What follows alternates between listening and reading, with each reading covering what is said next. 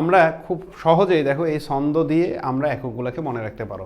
এখানে বলা আছে ডাক্তার হেঁটে 1 কিলোমিটার গিয়ে টের পেল এখানে আসা ঠিক হয়নি। বুঝতে পারছো? সো দেখো এখান থেকে আমরা সহজেই একক চেঞ্জের ব্যাপারগুলোকে মনে রাখতে পারবো। ডাক্তার মানে হচ্ছে কি জানো, এটাকে বলা হয়েছে ডেকা। হেঁটে মানে হচ্ছে হেক্টো। 1 কিলোমিটার, কিলোটাকে আমরা একদম ডিরেক্টলি কিলোই লিখবো, কিলো। মিটার মানে হচ্ছে কি জানো, মেগা।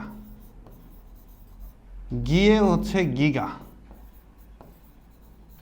এরপরে দেখো টের মানে হচ্ছে টেরা। পেলো মানে হচ্ছে পেটা। এরপর দেখো এখানের এটাকে নিব আমরা, এটাকে নিয়ে আমরা লিখবো হচ্ছে একজা। বুঝতে পারছো? আর পরে অংশটাকে মেলানো হয়েছে। এরপরে দেখো ডেকা মানে কি ভাই? ডেকা মানে হচ্ছে 10⁻⁴। হেক্টো মানে কত আছে? 10⁻²। কিলো মানে আছে কত? 10⁻3। এরপরে দেখো মেগা, মেগা মানে কত? 10⁻6। তোমরা চাইলে একটা কাজ করতে পারো, এখান থেকে 3-এর গুণিতকগুলো লিখতে পারো।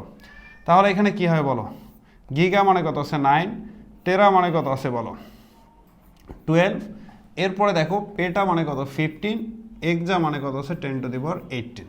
সো দেখো প্রথম দুইটাকে বাদ দিবা, প্রথম দুইটা যোগ করলে কত হয়? 3। এরপর 3-এর গুণিতক দিয়ে দিবা। 3 অক্ষে 3, 3 দুগুণে কত? 6, 3 3 9, 3 4 12, 3 5 15, 3 6 কত আছে? 18। তোমরা চাইলে এইভাবে খুব সহজে মনে রেখে তোমরা এককগুলোকে চেঞ্জ করতে